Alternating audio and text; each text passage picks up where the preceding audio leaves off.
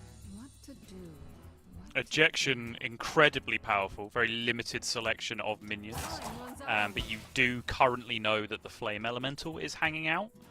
But there is a reasonably good chance that would come down on the following turn anyway, from what you've seen so far of the lack of weapon in the curve.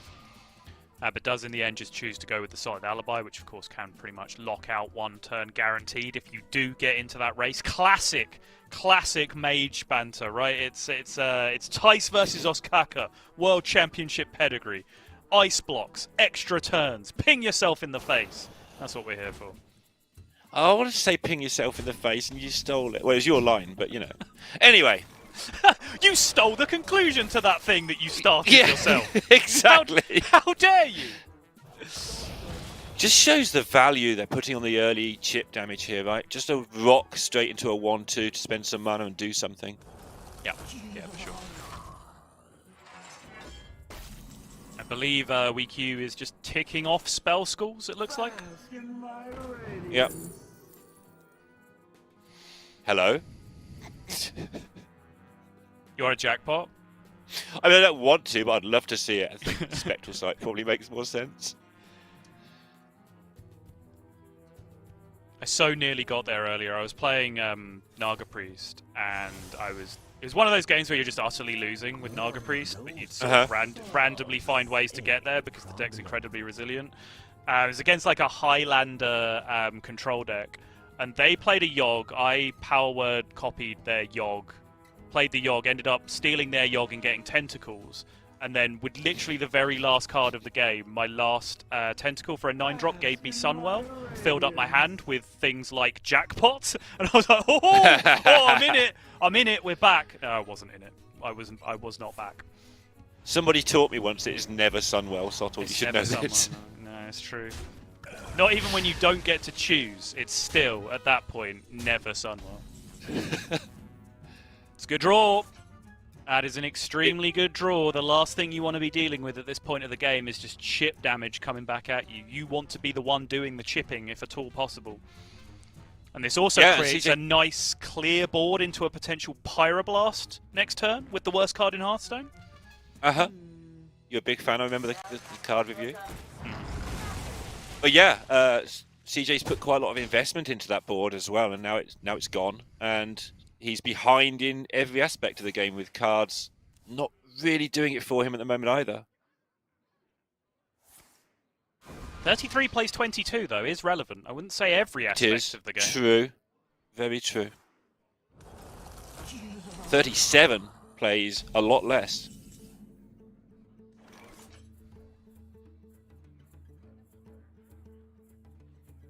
I mean, if you can't play it here, why is it in your deck? Yeah. If on curve, with 8 other cards in your hand, you don't jam it, we're going to have a serious discussion about why this card gets to exist. Yep. Okay, good. I was going to say, there's no better time. Well, there's no skeletons would be a better time, but yeah. There you go.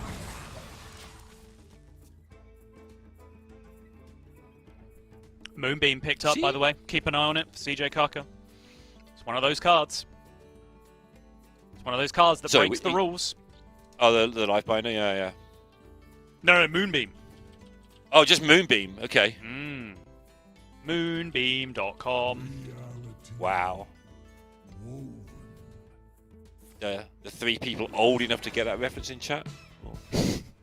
It's just because it's Molten Rune adjacent, right? It fires twice. Therefore, it's absurd with Sif, as long as you can get the setup for it. Is the point being made here? If you need it spelled out for you. I mean, I don't, but there might be people who do. So I'm just making you do your job. You could do with copying all those 1-drops really, couldn't he? I mean, there was a card that did that. Imagine if you picked this hand, they would actually simply be dead.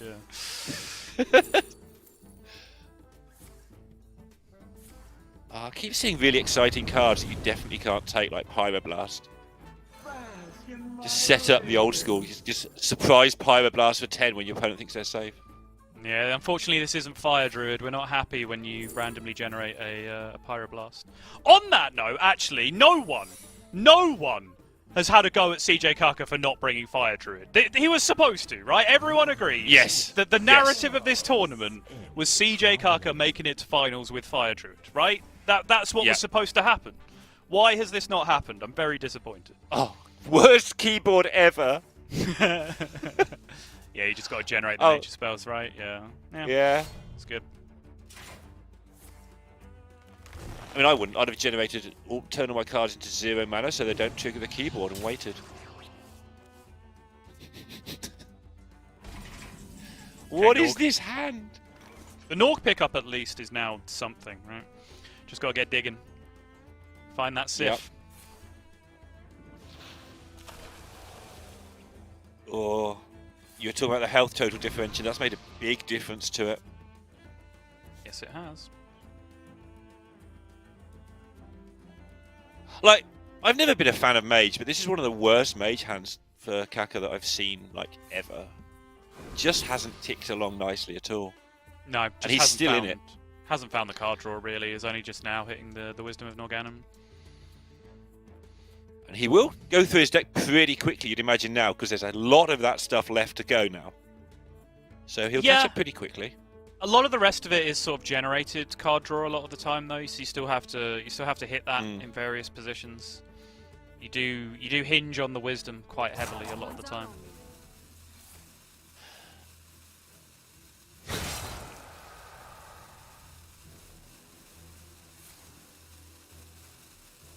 Just clearing out his hand. We queue up to 5 just now on the spell schools, dropping the fell. You can see the wisdom now costs 0. Yeah. Do you want cheaty ways of keeping track? Me? No. Yeah, making the space and boosting the spell schools there, ready for a bit of a pickup of a turn. Stargazing! Stargazing so huge! That now draws 6 if you want to make space for it, or you can rip the other Stargazing, look for the other wisdom, and cast that one. Just draw a nice clean 4. There you go. Nice clean 4 it is. Oh. Bask in my radiance. Well, the trouble is with the alibi here for WeQ is he doesn't really have much going on himself after, so we have to see what his own wisdom gets. Yeah, it doesn't really help progress a turn as far as we can see it just yet, but you are right, there's card draw to come. But he's got to be sensing the danger, right? Like, CJ Kaka has 9 cards left, so... Oh! Well, now we've got a race. Yeah, now we have a race, and one of them has an alibi in their hand. Oh, and secrets as well, just to make sure your opponent slows down. Yeah, I was about to raise this point on the previous turn. Kaka just threw the 1-mana minion, may have been a prismatic, like a cheap minion, into the objection just to clear it out.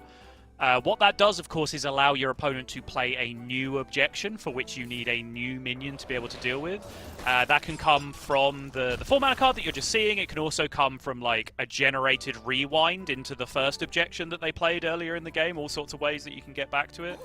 And so I do think you have to have a little discussion with yourself about, okay, can I not play minions, hold a 1-mana minion in my hand and do it all same turn and still get lethal with the Sith? I think the answer to that question is no, but you definitely have to think about it to avoid some of these tricky situations that you're in now. Yeah, what it does do is from WeQ's perspective, it allows him to hold on to that alibi, because CJ Kaka is very unlikely to be able to kill him from here in a safe manner through the secrets. Okay, Zap has tested for Counterspell. Miracle Salesman is the nuts. Test for Objection, and if it's explosive runes, your hand just got better. Yep. And it is! Oh, look at the wins from WeQ as well! He knows! Yeah. CJ Kaka counting. I think it's lethal, especially now he's played the Sith. Oh, you've got Moonbeam.com. It's infinity. Oh yeah, and double snake, and yeah, of course it's lethal. Mm.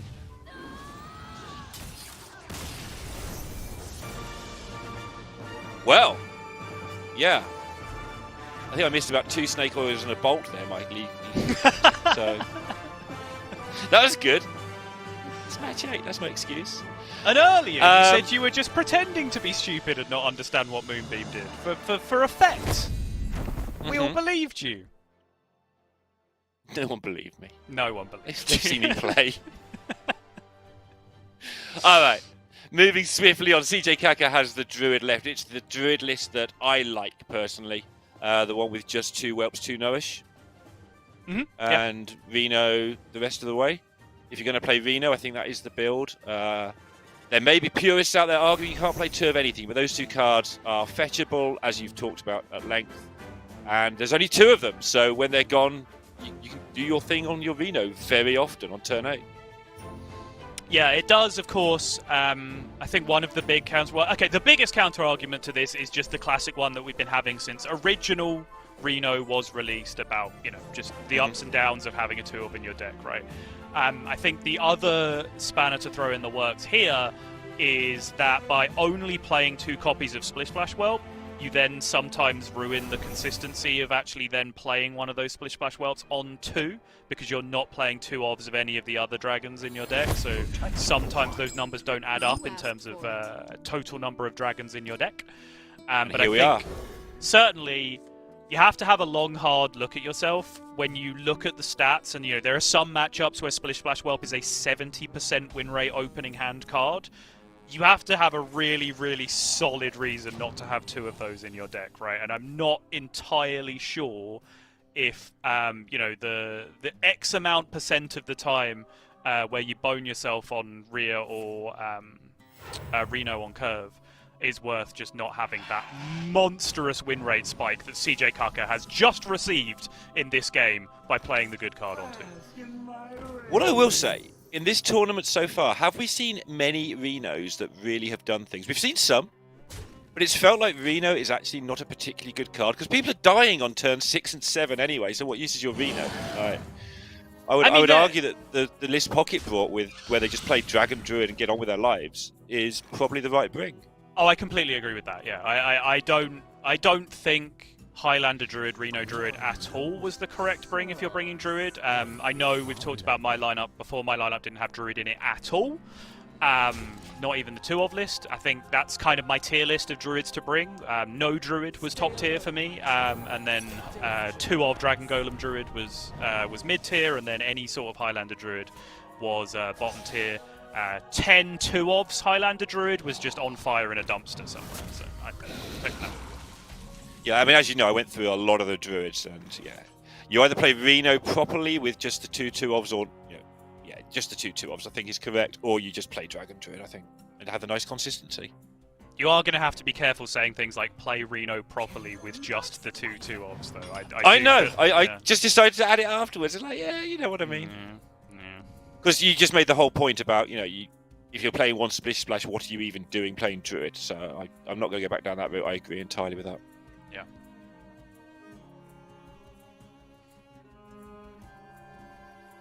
I mean, I would rather play the Warrior deck with the Reno and some 2-ofs than Druid in some ways, because at least you get to turn 12 to play your turn 12 Reno that isn't active on turn 8. All right.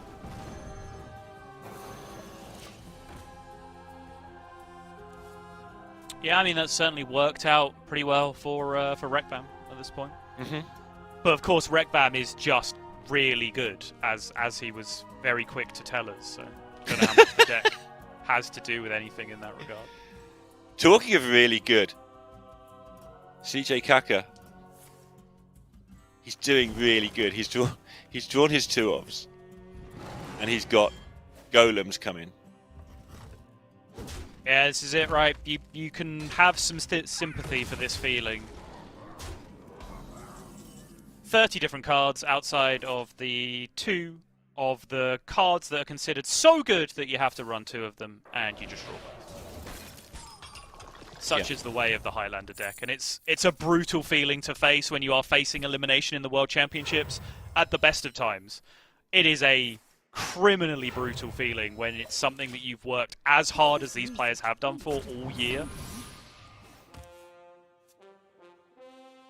So what's the play now, though? This is where my little Yogg eyes light up, and I want to play some Yoggs.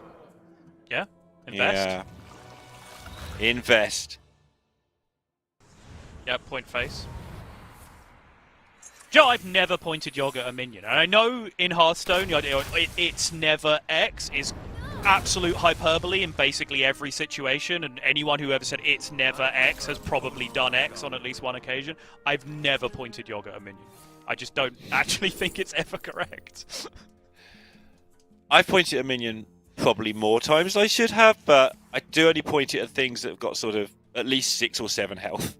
I don't know if anyone's actually done the maths on it. If they have, let me know, because I haven't. I'm just doing it on gut, but like opening up buff spells to land on the specific one minion that you're saying that you want to kill just seems weird. When you can point it at face, and then anything that's a minion removal spell will then go on a minion anyway, because it can't go to face, right? So, I don't know. I still work on 3s. I'm going to say that every Yogg spell does 3 damage, and I want to hit a minion twice with it. Sorry, if I need to hit a minion 3 times with it, then I'm just going to do that, right? So if it's 6 or more, 7 or more, I'll go for it. That's what I'm trying to say. Very badly. Look, if a minion has 7 health or more and an average Yogg spell does 3, I wanted 3 of those spells to do 3 damage to the minion. There. But at that point, isn't it just better to say I need like Twisting Nether or Whirlpool and avoid giving Garden's Grace to the minion instead? Like... Yeah. I mean, I'm not saying you're wrong. I'm saying that's how I do it. Well, there you go. If anyone has actually done that maths, please do let me know. Yes, that would be good. I'd like to hear too. Okay, Reno's active, and so is the Titan, because that's how Titans work. So this looks good for CJ Kaka. However, the Sif on this side and lots of cheap stuff. Double Snake Oil, double Burn spell. Yeah. No Moonbeam to confuse me this time. We're good.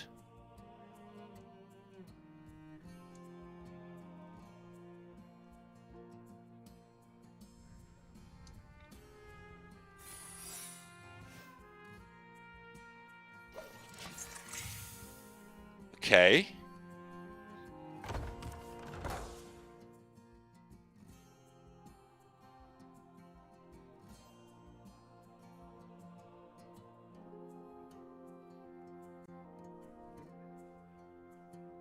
Just the presence of the secret making this awkward.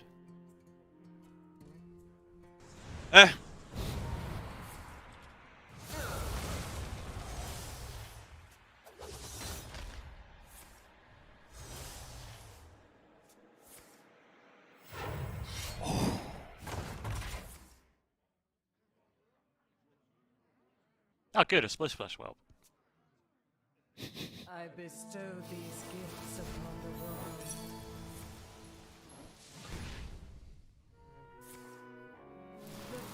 And do it again.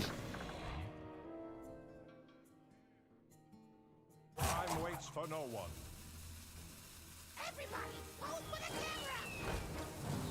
Just a full board of things. The dragon's not actually going to quite fill it, but yeah. This desecration of the Titan's land stops here. That could be cleared though, right? Easily. Yep.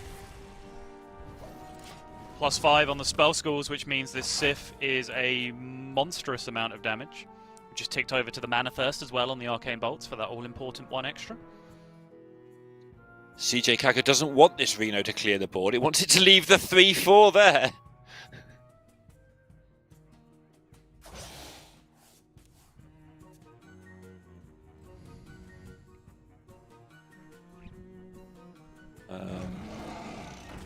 Time to discover the dragon that means that spells can't cost less than 2. So of course, Pocket and Meaty are both running in the deck.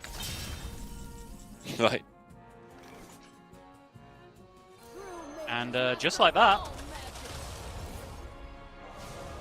double Burn spell, double Snake Oil. Yep. Mage getting it done.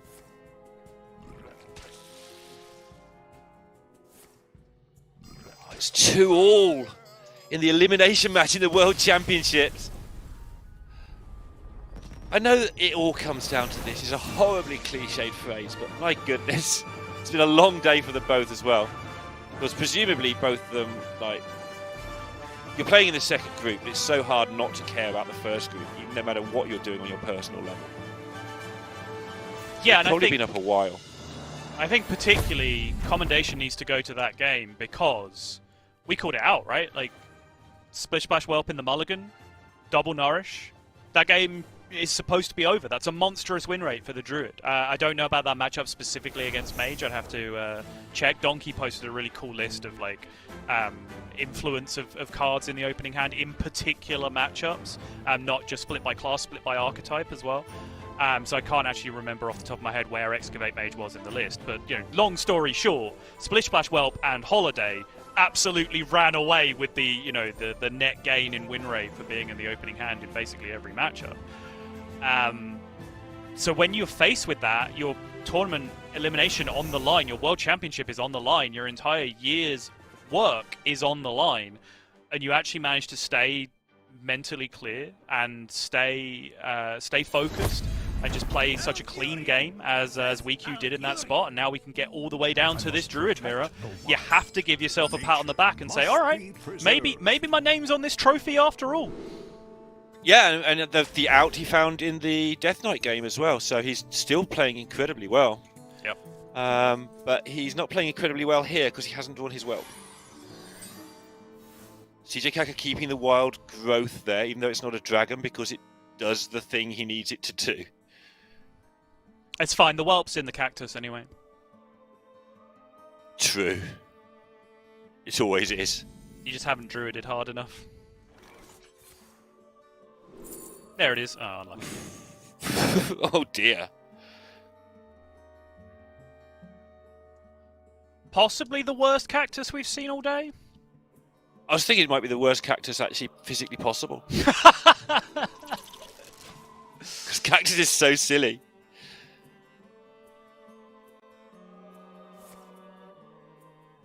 I was happy to hear that Edelweiss was a connoisseur as well.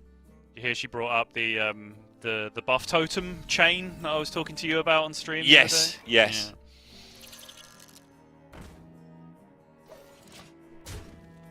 Yeah. Okay, well, it's a lot of health. But yeah, Novish picked up as well now for CJ Kaka, so...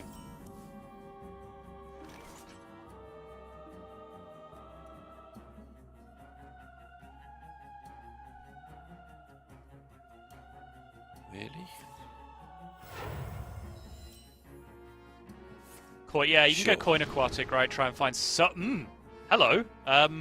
What? Huh. Well. Well, hello. that's... Talking of the worst cactus you could possibly get. That's disgusting. You don't get your card draw. You've got to draw one of these next turn. You've coined into Nest Matron. Oh no. I mean, it's Yogg, right? The other two cards are never playable in your deck anyway, so... So it's Yogg. Yeah. But you now know you're not getting any ramp next turn as well. Oh, it's horrific. Yeah, true. Very true.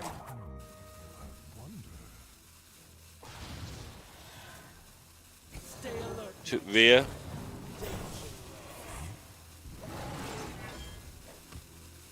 But, like, the good hits there were... what did you have? Like, one Wild Growth, one Take to the Skies, one Amber Whelp were the best things to be able to spend 3 mana on specifically on that turn. Yep. Wow, took the risk rather. Okay. Stay alert, my children. Yeah, I think the plan is to get Fi down and still have a dragon for your Whelp that you're desperately going to top deck soon. Okay, yeah, fair.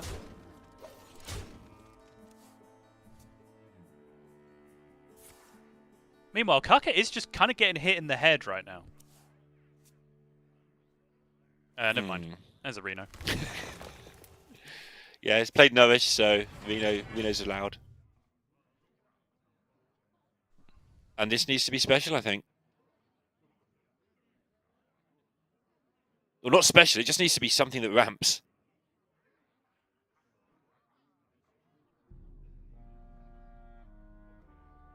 Because you're right, he is getting hit in the head, but it's about to change massively because it's 9 mana versus 4 currently. Yep. With a Reno active in hand.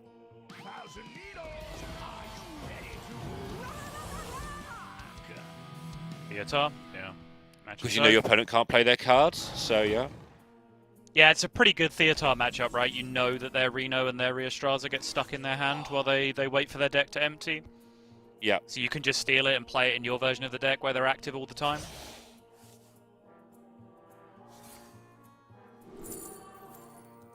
Amalgam. Amalgam, Yep. yeah. Desperately looking for the card. Dragon Golem? No, just another Rhea. Wait. Why wasn't that Dragon Golem? Well, explain the merits of Dragon Golem. I mean, you buy some time by innovating it out next turn and getting some dragons and then getting your fire down and holding on for a bit. Because your opponent's going to murder this board. How is your opponent going to murder this board?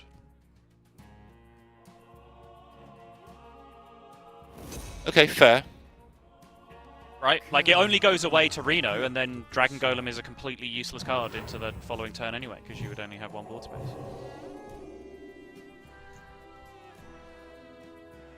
Basically, every other scenario, you get to keep most of this board anyway, so you don't really have space for the Dragon Golem to come down.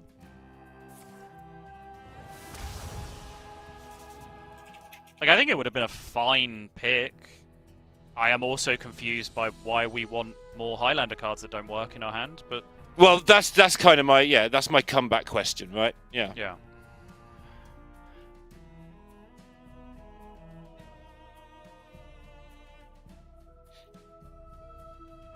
Time waits for no one.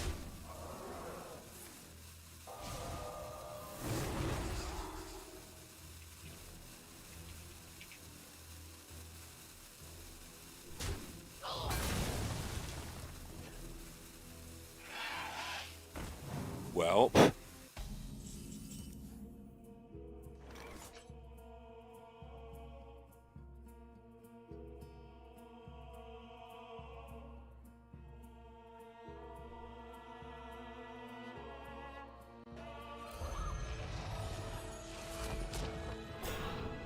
Oh my.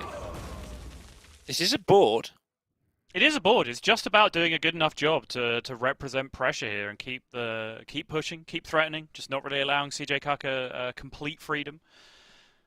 Has in the meantime found a light bomb though, which could come in somewhat useful, even though the minions are pretty asymmetrical as it stands.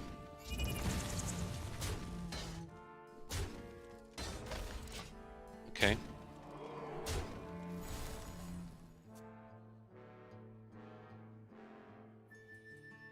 It's York time. C. Always go face. Yeah. Yeah, CJ Kaka, man of culture. He understands.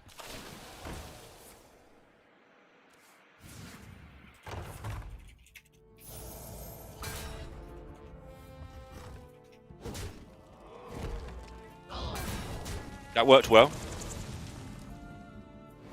Yeah, kicking things off with a Defile was a pretty good way to make a hell of Yeah. an impact on that board. Really did.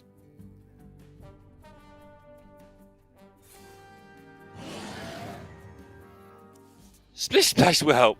There it is. Hey, so are we down to, what, Seedsman now? How many other 2-ofs are there remaining for Weak U? Because we've seen 0 ramp, right? So there must be 2 Seedsmen left in there as well. I'm not actually sure because the tracker thing it doesn't necessarily get it right on some of the cards. Insanity is no excuse for bad manners. Okay.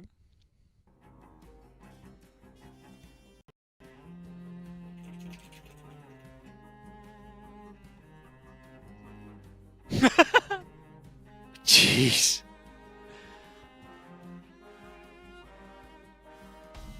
Just give them the Reno. It's 8 mana, gain 5 armor in their deck anyway. Uh-huh. And in yours, apparently.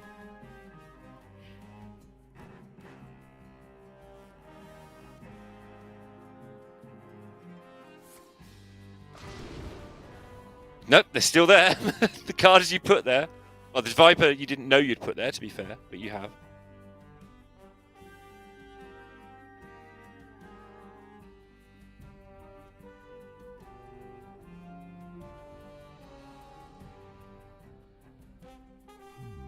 I wonder. Wow. It's got to be Yogg, surely.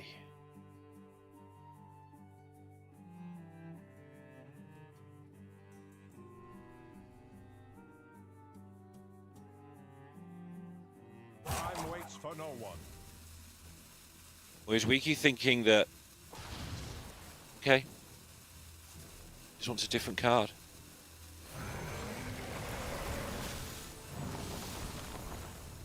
I think that's Take fair, care of the right? Ignis. I Yeah. think priority number 1 for WeQ is just to continue to get through this deck and actually get these Reastrazas active. Yep.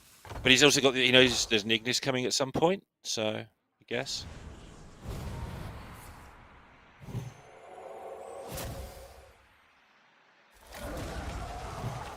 Oof. Yo. CJ Kaka is... Oh, no! It's happened! Oh no! We've banter-faced everywhere, Neil! Oh no! WeQ's been hit with the realization that he's got to just focus now because he's probably going to go through to tomorrow.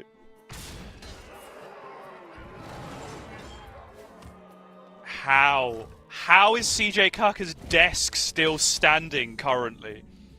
I don't know. Oh my. Couldn't draw the Nourish and then he's got this going on. Oh, it started so well. Clear the minion, Garden's Grace, your minion, and then Yogg giveth, Yogg taketh away. That is heartbreaking. I mean, we see enough prisons that it was probably going to happen at some point, but this point, 2-all elimination match? Mirror that you're waiting on one card to basically win the game?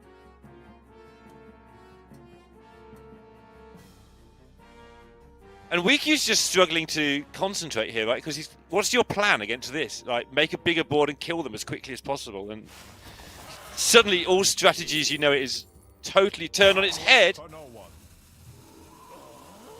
Yeah, it's incredibly strange, right? Because you have to doom-monger as effectively as possible, right? Like, you have to invent the worlds that you lose and play around them, and that's an incredibly difficult thing to do, so much so that sometimes you get so far in your own head you just start throwing by not playing fundamentally good Hearthstone anymore. Like, there are traps that you can fall into in these kind of spots.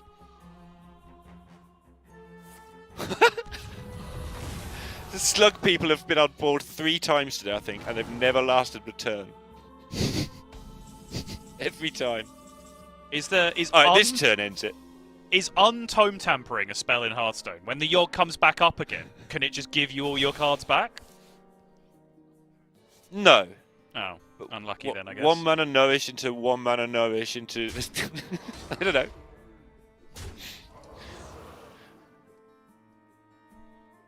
Yeah, the Seedsman pickup, by the way, has activated. It was the last one remaining.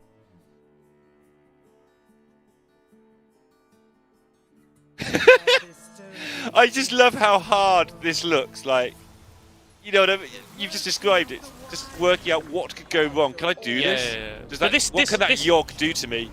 Right, this is fine though, right? Because even if the top deck is Reno, you would assume that Reno wasn't active previously because your boards weren't being cleared previously, so your opponent shouldn't be able to draw Reno and the cards needed to activate said Reno. So you can just things like, what fully if commit Yogg- as hard as possible. What if Yes, Yogg but- draws 4 cards and steals my Titan, that sort of thing? That's the only ways you lose. No, it isn't though. That you're doing exactly the thing. That isn't the only way you lose. it's less likely to blow up your entire board the more board you make, right? That is objectively true. I agree. I'm just saying what's going through his mind because he has hit this weird spot. Yeah. He's just double checking all those things is what I'm trying to explain. Yes. How about play Deathwing and make it fair? Doesn't even matter really, does It's it? honestly a pretty good play. Yeah, it's actually fine. Yeah.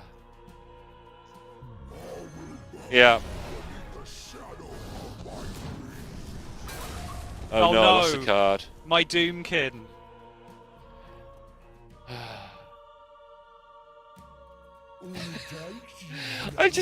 I'm amused, even though it's not funny from CJ Kaka's point of view, just how broken WeQ is right now in terms of taking so much care and attention over everything.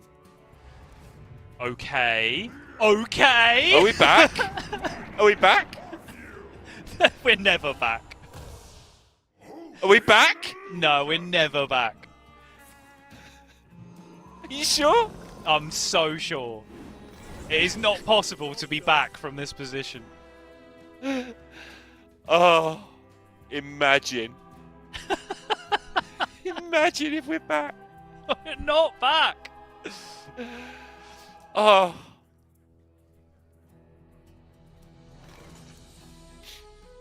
Oh, we're back. We're back. Tome tampering the other way. We're actually back. We found it. The double banter face. My goodness. Wouldn't the double banter face be it happening 4 times though? I don't know. Why would it be 4 times? Because didn't it happen to him twice in one game? Oh, I don't know. It happened to him 3 times in 3 games, or 3 times in 4 games, I think. Oh, okay. It was just a ridiculous amount of tome tapping. It might have happened twice in a game as well. I don't know. Time waits for no one. Okay. Inexplicably, this game does still exist. Yeah. It really does. Because CJ Kaka can draw a handful of cards from his deck now as well. Which have been tome tampered with. Oh my goodness. Amazing. Next turn is the sickest Hearthstone turn in history. Neil, we're actually pretty back. That's what I was trying to say. We're kind of back. Really back.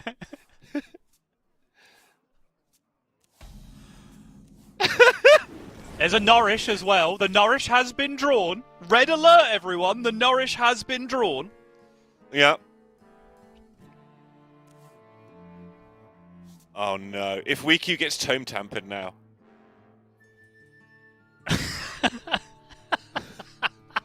What is this game? There's only 6 cards remaining in WeQ's deck. Like, CJ Kaka just filled hand with the Titan and is still ahead on fatigue. Banter wondering why he conceded so many games, that's for sure. Oh. Double hazy? It's always hazy. It's actually always hazy. From the depths. It's a better tome tampering. It makes the snapshot probably cost 0, right? That's kind of a big deal. Yeah. Time waits for no one.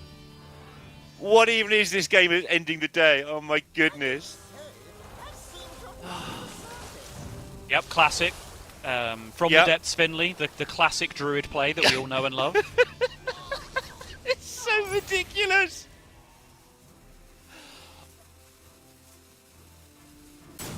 My hand is too full. I did not take a snapshot of that Finley, so I have no idea what just went back into the deck. Hopefully no duplicates. No clue. Does that help?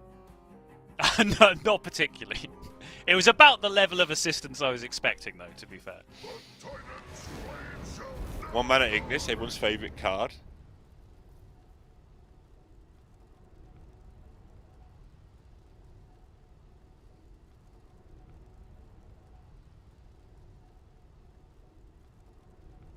Was It's a Lifesteal 1. decent here? Oh, he took a 1. Okay.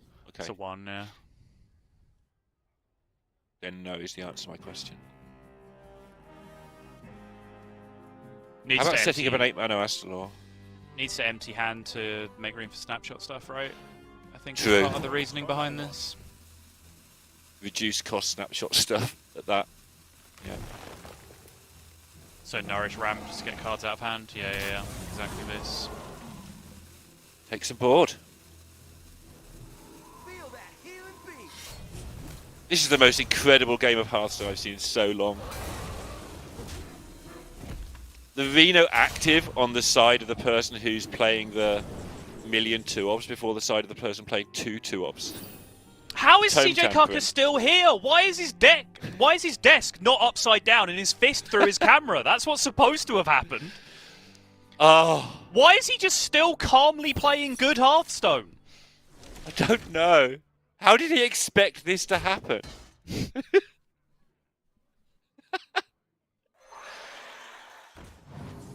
Imagine if this was Crane playing this game. This would be a different match. Oh, does Cactus end it? There's a very good chance Cactus ends it, actually.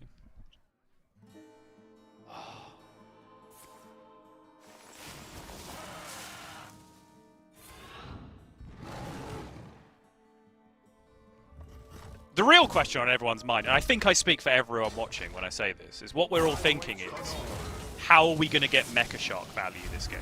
There it was! It was there! It was there all along! Oh, you just got to believe.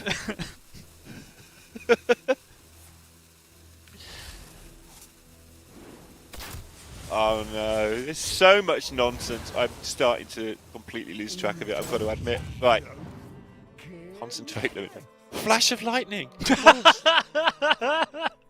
I love... Right, concentrate into immediately your brain fell out of your ears. The very first thing that happened afterwards. Oh. Stay alert, my CJ Kaka has more health than WeQ inexplicably here as well. Yes, and 4 more cards in the deck.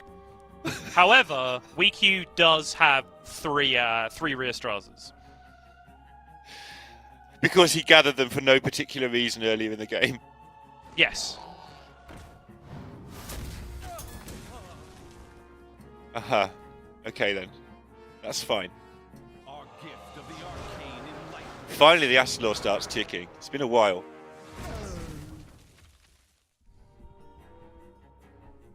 Time waits for no one. Feel that healing Alright, beat. Operation Empty Hand has gone very well this turn. Yes. Finally getting towards the snapshot with cards in it. Nest Matron off the top was huge in terms of executing said operation. My hand is too full. Yep, great. Love that for you. WeQ did not even stop and consider which of those 3 beautiful dragons he wanted to set on fire at the start of the turn, just clicked one. Imagine. Oh, Brewmaster!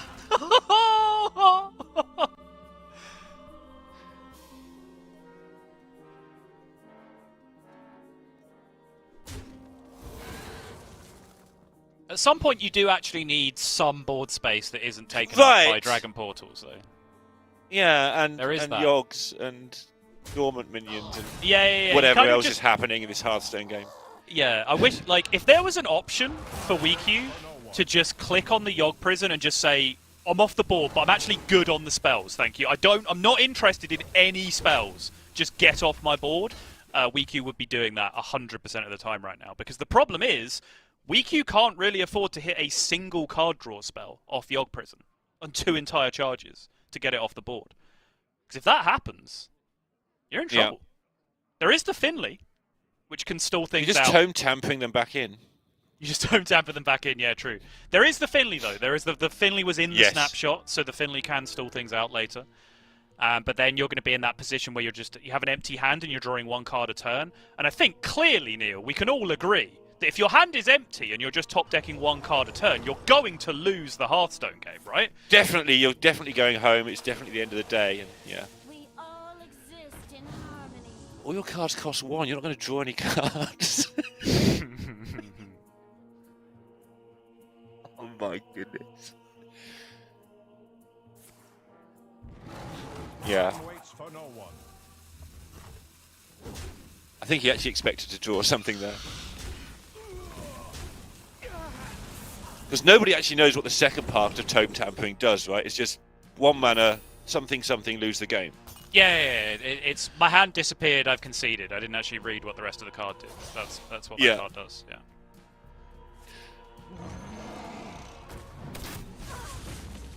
Yeah, it's always hazy. Hand disappeared. It's always hazy. Okay. Some cannibalize action later. Oh, the Things get tough. Brewmaster is so sick! Yeah, My- look at CJ's reaction!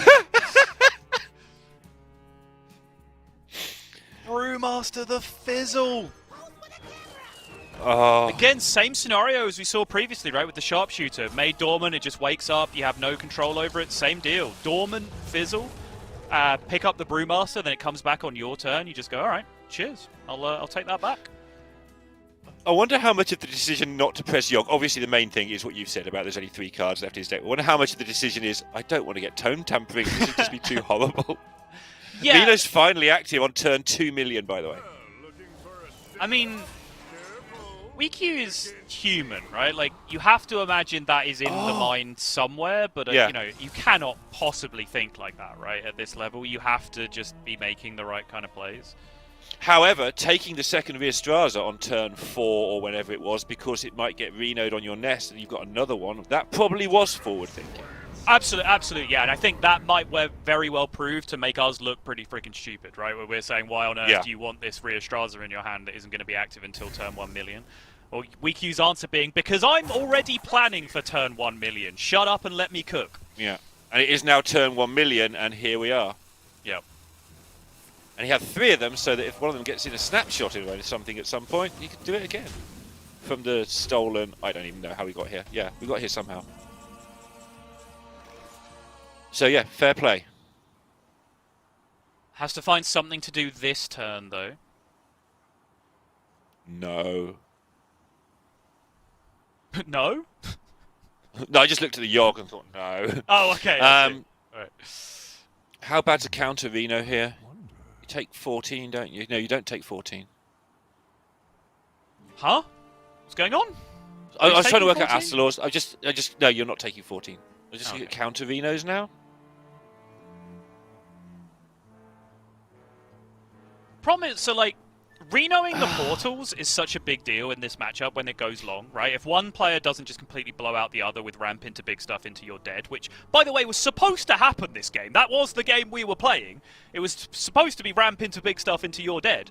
If you start Renoing not portals, you start to get yourself into a spot of bother, because I think the late game is really heavily focused on snapshotting extra Renos and extra Riestrazas, so you can continuously be winning that game of nest tennis, where you always have one to play and you always have a Reno to remove your opponents. So I think WeQ, yeah, just finding a different way to clear up here, holding back on that Reno to try and interact with the nest. Right, did we catch what the weapon was? I've been so confused the last 3 or 4 turns. Okay. This Summon one 8 is, drops. yeah, this one is immune and summon, yeah, I did see this one when it was big. Mishmash? Alright.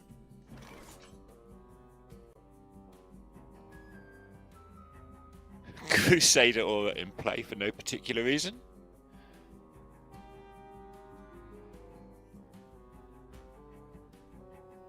So he's got to save his Reno now for a number of 8 drops that he is comfortable facing.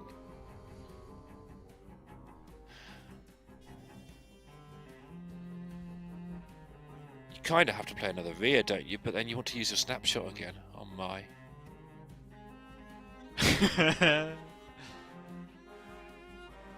Every card here is invest of some sort. It is, yeah, you're not wrong. You also, like, I don't know how much perfect information these players have. Like, WeQ has been taking very visible notes over the course of the game. I cannot imagine he has stayed on top of this, but, you know, theoretically, if you remember the point the snapshot was taken and you eliminate all the other cards that have been played from turns where the snapshot hadn't been taken, you actually have a good idea of what is in CJ Kaka's hand, right? Especially cards that you saw played after the snapshot got taken. The Theatar, for example, I think is one of them. But keeping track of that kind of thing this deep into this game with everything that's happened is a superhuman level of recognition that I'm not sure either of these players will have been hanging on to. Because I'm going to be honest, I haven't seen WeQ write anything down for quite a long time at this point. Yeah, also, I mean, both players, apart from Kaka, so one of them assumed the game was over if they had any sense. Like, what sort of idiot would think this game would still be going on an hour later? So there is the final card, Viper. So WeQ can now at least deal with the remainder of this weapon. These Vias are too slow, aren't they? You've been in tighter scrapes, Aren't they? Ryu. I mean, they're the only thing you have going for you. You're not going to win the game without them. What's the plan to win the game without them? Ask Yogg the questions. Sure, yeah. Yogg knows. Crazy. It just might work.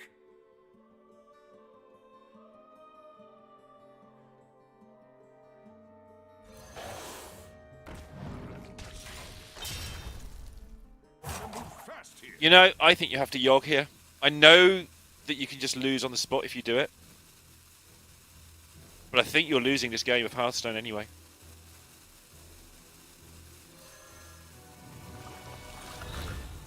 Pressure's on. Like, Where you does just gotta it hope point? you get a big board. Point at the 8-8. Ah! Oh no! Oh! Oh no! Oh no! What is happening? Insanity is no excuse for bad manners. I'd like a snapshot, please. Oh no. Hands on head, my stance right now is almost identical to WeQ's. Wow. Snapshot is gone and extra Finley is found, which means this is now WeQ's lot for the game. 2 Riastrazas and a couple of protection ticks against fatigue. And that Yogg that he just didn't fire on the previous turn. Yeah, and it's huge, not because he doesn't get to fire it now, but because the third or second fires will be a turn later, and that's surely too much. Yeah, so if you haven't seen this interaction before, Finley shuffles into the deck. There's nothing there to exchange the cards with, so you draw nothing back, so you stall out of your fatigue for a few turns.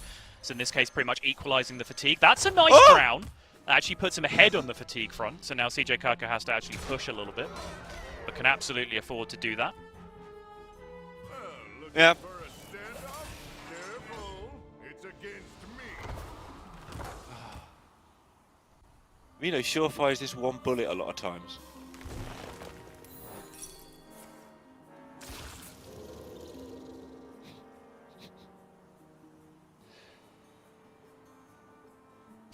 And now it's CJ Kaka who's the one who's trying to work out what's the doomsday scenario, what does he need to do to make sure he wins this game. Yep. He's the one who's got the very pleasant but awkward position of trying to work out, right, what is the right play given this mess? All right, real quick. Imagine getting this right at this point of this year of Hearthstone and this tournament and this series and this game. He played the Reno, then played the spell to summon the stealth minion from the Rogue Secret to take up the 1 board space. Not the other way around, which seems conventionally smarter, right? But he put that 1 minion on the board and just said, well, this way, there is no Doomsday, because I don't care what cards you've just shuffled in your deck. I've just used your 1 board space for you. Checkmate, brother, it's over. Yeah, phenomenal. Good spot, Sottle. That was incredible game. He won after tome tampering himself when he was behind on everything already. And WeQ, top-ranked player coming into this, best season on ladder of everybody. That includes Pocket Train, just to be absolutely clear how monumental that performance is. But has gone out in whatever a match that was. And CJ Kaka, somehow his desk isn't in that bin. It's somehow still just up there. And how those two players tracked everything that was going on, or even anything that was going on in that game. I could see both hands. I hadn't got a clue by the middle what was happening anymore. Short answer, they didn't. I think, honestly, the last, 10 minutes of that game, they just tried to play good, average outcome Hearthstone, right? I don't think anyone had a full handle as to what was going on. But the fact that CJ Kaka won that game of Hearthstone after getting hit with that tome tampering is absurd. And I think we have to take a rewind here, because earlier we were saying... we were slating CJ Kaka because he'd ruined the script, right? He hadn't brought Fire Druid, and we were all supposed to have a good time watching CJ Kaka pop off and do absurd triple Thaddeus Fire Druid stuff and generating 1 million damage. What fools we were, Neil, because if he was playing Fire Druid, we would not have just seen that game that we just watched, which we referenced Tice versus Ostkaka during this series. Yeah. That's up there. That is an all-timer, not just World Championship game, but an all-timer competitive Hearthstone game. That is absolutely ridiculous. It had everything. It had fantastic plays, it had awful plays, it had incredibly stupid moments of randomness, it had everything in between. You literally cannot ask for anything more from a game of Hearthstone than what we just watched. Yeah, the Hunter Ace final went through my mind more than once during that fiesta. And I was thinking, what was Raven like during that match? Am I okay? Oh yeah, Raven was like this. I'm okay. Because, yeah, we had Crusader Aura and Showdown on the board with Paladin back. Druid did the core Paladin combo and the core Warrior combo in the same game. They did Showdown Aura and they did From the Depths Finley in the same game of Hearthstone as a Druid. Yeah, and if that last Yogg had gone off, who knows what the Flash of Lightning would have achieved. It's so brutal, right? Like the indecision, like the analysis paralysis that hits you at that point. So you're like, oh my god, can I use this? Do I not use it? Can I possibly win? What if I press it and it just draws me 3 cards and that throws the game? Like, how can you possibly, with a year's worth of work, with 300 grand on the line, with looming game 5 in a series, knowing you're going home with the next bad decision you make, how can you possibly make that decision? And I guess the answer is you can't, because he didn't, and that is mortifying. It is such a terrible way to go out. I mean, to be fair, the good outcomes for that Yogg were very low, and the outcomes that just outright lost him the game were very high, but he still will never know, and that's what's going to bother him for a long time to come. I mean, you miss 100% of the Yoggs you don't shoot, right? So. Wow. Yeah. There's still another Reno in CJ Kaka's hand. CJ Kaka, I think, had it in the bag for a few turns there, to be honest, after he got the snapshot untangled. But again, WeQ won't be able to process that for some time. I don't know if I will either, to be honest. Sorry, I haven't processed it yet, that's for sure. There's so much overall tournament admin that we should be doing right now, but all we We're want to just do ignoring the producer. is talk about that game that we just saw. But yes, there is a wider spectacle of a World Championships going on around this. You can see the 2 players who have made it out, 2 players who prepped together, but 2 players who have brought very different lineups. Both of those lineups proving equally successful. However, the Pocket Train lineup, we saw the Pocket Train plus Meaty lineup absolutely run through other decks, and the only time that they really seemed to struggle is when they went up against each other and then went to a game 5, right? Like that really has to bode well for both of those players.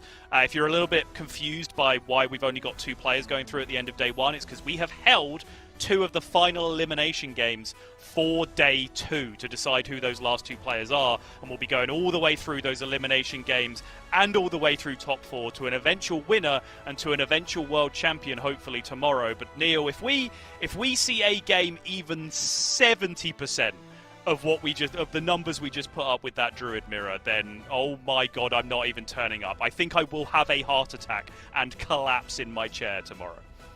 Look, if this hadn't been the end of the day and we had to do 2 more matches today like you would expect us to have done, no one's going to watch. Who's watching any Hearthstone again today after that game? I don't want to see any more. I want to work out what happened in that game again. I'm going to watch it again and see how many mistakes I made. I tell you what, it was a lot. It was fun to watch. It must have been heartbreaking, absolutely heartbreaking to play. But I couldn't watch another Hearthstone game for a couple of hours now. I'm broken. I don't know what happened. Oh, I'm good. I'm going to go play some Naga Priest. That sounds like fun right about now. Go play some tome tampering wild decks or something. Oh, it's banned, so you can't. But you know. Oh, what did we just watch? We watched the closing game of day one of the 2023 World Championships, and it was a classic. It's a terrible one for WeQ, but also CJ Kaka.